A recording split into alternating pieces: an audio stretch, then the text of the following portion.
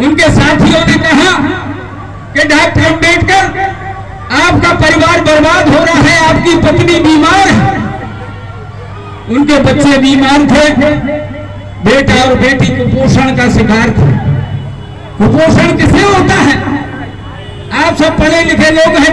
कुपोषण इसे होता है जिसको साथियों पौष्टिक भोजन भरपूर शरीर के लिए नहीं मिलता है। क्या आप सोचते हैं कि डॉक्टर अंबेडकर जैसे बुद्धिमान व्यक्ति अपने बच्चों को अच्छा खाना नहीं खिला सकते थे, दवाई नहीं करा सकते थे, अपनी पत्नी का इलाज नहीं करा सकते थे?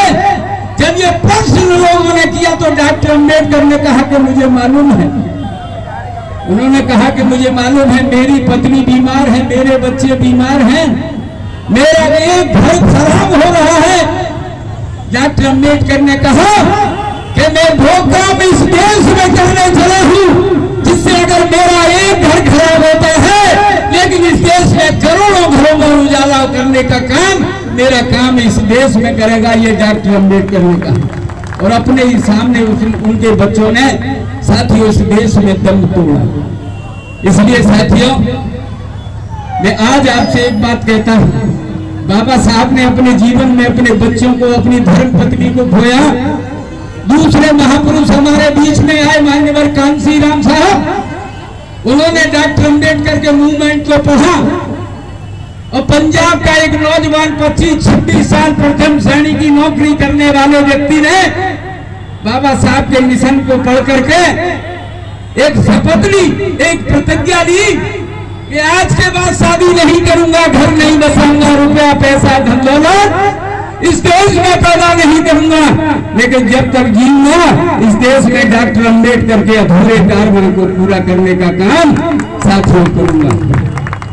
वो नौजवान लगा साथियों, वो नौजवान लगे साथियों। इस देश में 13 साल तक साइकिल से यात्रा करने वाला एक व्यक्ति रहा। वो इसलिए रहा कि बाबा साहब की विचारधारा को इस देश के कोने कोने में पहुंचा रहा है। तब साथियों इस देश में एक नारा लगा कि बाबा तेरा मिशन अधूरा और कांसी राम करेंगे पूरा। जब एक नारा इस देश में लगा कि बाबा तेरा मिशन अधूरा, कांसी राम करेंगे पूरा, इस देश में एक नारा लगा कि वोट हमारा राज तुम्हारा नहीं चलेगा, नहीं चलेगा। इस देश में एक नारा लगा कि जिसकी जितनी संख्या भारी उसकी उतनी हिस्सेदारी। साथियों इस देश में तमाम वादे पर वादे दुनिया की पार्टियों ने किया।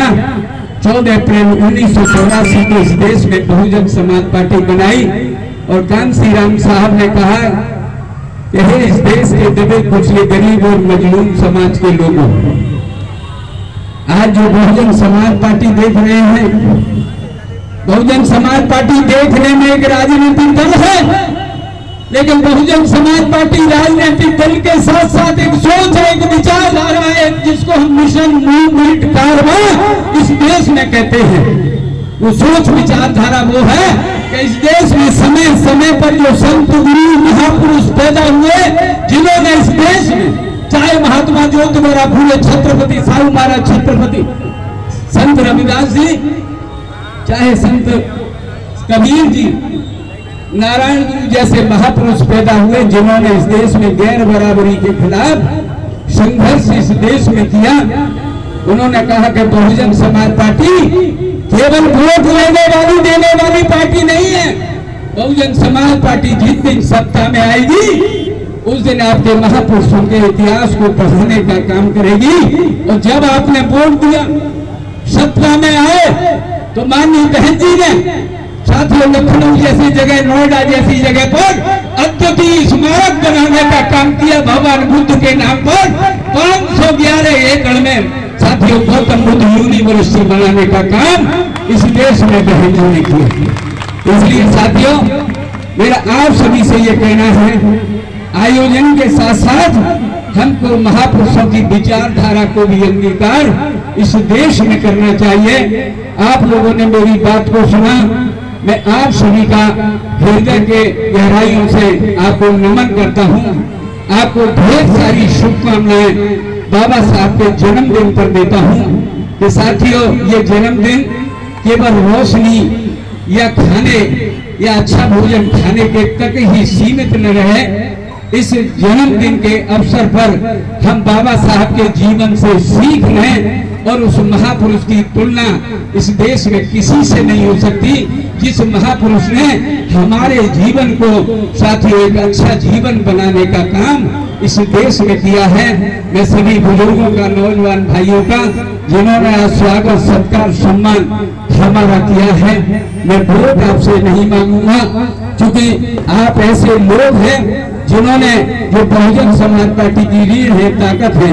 मैं आपसे वोट की अपील करके अपनी बात को छोटा आपके सामने नहीं करना चाहता, क्योंकि भाई अजय सिंह गौतम जी ने, मैं उनकी बात का, अजय सिंह गौतम जी की बात का मान रखता हूँ, लेकिन साथियों हमारे अजय सिंह गौतम जी को भी हमारी बात का मान और बहुजन समाज पार्टी की बात का मान रखना चाहिए। क्योंकि आज जो गोरेलाल है, वो गोरेलाल साथियों बहुजन समाज एक साधारण आदमी है। अगर बहुजन समाज पार्टी की नेता का हाथ अगर हमारे सर पे नहीं हो तो गोरेलाल की हिम्मत नहीं कि इस मंच पे सम्मान मिले।